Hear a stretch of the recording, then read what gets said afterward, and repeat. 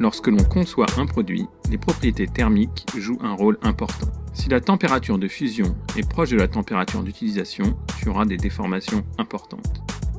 Tu peux également en observer si la dilatation thermique est trop importante. Pour certaines applications, la conductivité est importante, ainsi que la diffusivité. La première application que je vais te présenter est le bilame, que tu trouveras comme capteur dans les disjoncteurs thermiques ou comme actionneur dans les clignotants de voiture. Tu vois qu'un bilame est un assemblage de deux lames de deux matériaux différents, qui se déforment lorsque la température change.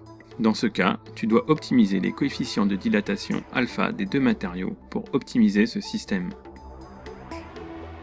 Dans le cas d'un échangeur thermique, que tu peux trouver derrière ton réfrigérateur, il est important d'avoir un échange de chaleur maximum entre les deux fluides. Par conséquent, tu as besoin d'un matériau ayant une conductivité thermique élevée, mais aussi que les parois du tuyau soient les plus fines possibles. Or, si les parois sont trop fines, les tuyaux ne résisteront pas aux contraintes induites par les différences de température et de pression. Dans cette application, tu dois optimiser le produit conductivité thermique lambda par la résistance mécanique RE. Dans le cas d'une paroi de four, tu as besoin de limiter les pertes de chaleur. Tu choisiras donc un matériau avec une faible conductivité thermique. Pour un accumulateur de chaleur, d'un réacteur d'avion, tu veux que le matériau stocke le maximum d'énergie, mais tu veux aussi qu'il soit le moins cher possible. C'est pour cela qu'on va choisir un matériau ayant un rapport chaleur spécifique sur primacique élevé.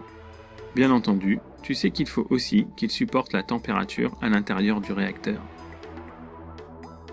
Tu as pu voir dans cette vidéo quelques exemples de conception utilisant les propriétés thermiques. Tu as constaté qu'on utilise des propriétés thermiques combinées avec d'autres propriétés, telles que la résistance mécanique et le coût.